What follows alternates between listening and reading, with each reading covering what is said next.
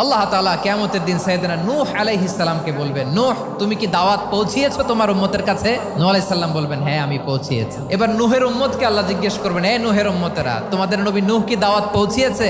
নূহের উম্মত বলবে, না আল্লাহ, কোনো দাওয়াতও আমরা পাই নাই, আপনারাও চিনি নাই, জান্নাতও চিনি নাই, জাহান্নামও চিনি নাই। নূহ আলাইহিস সালাম বিপদে পড়ে যাবেন। তখন আল্লাহ বলবেন, নূহ তোমার পক্ষে কোনো সাক্ষী আছে? নূহ আলাইহিস সালাম বলবেন, আছে। কে? উম্মতে মুহাম্মাদি। তখন আমরা বলবো, আল্লাহ, আল্লাহর নবী নূহ আলাইহিস সালাম তিনি আপনি যা যা বলেছেন ঠিক তা তার উম্মতের কাছে পৌঁছে দিয়েছে। এবার নূহের উম্মতের সাথে আমাদের ঝগড়া লাগবে। তারা বলবে, তোমরা আসছো আমাদের হাজার হাজার বছর পরে, তোমরা কি করে জানলা? তোমাদের সাক্ষী ধর্তব্য হবে না? আমরা তখন বলবো, আমাদের কোরআনে তোমাদের নবীর নামে আল্লাহ তাআলা একটা সূরা নাজিল করেছেন, সূরাতে নূহ। দিন রাত এক করে তোমাদের কাছে তিনি দাওয়াত পৌঁছেছেন, সব আমরা জানি। আমরা যখন বলবো এই কথা, নূহের উম্মত চুপসে যাবে। তখন আমরা সত্য বলেছি কিনা এটা আল্লাহ তাআলা জানতে চাইবে বিশ্বনবীর কাছে। তখন বিশ্বনবী আমাদের পক্ষে সাক্ষী দিবেন। আওয়াজ করে বলেন আল্লাহু আকবার।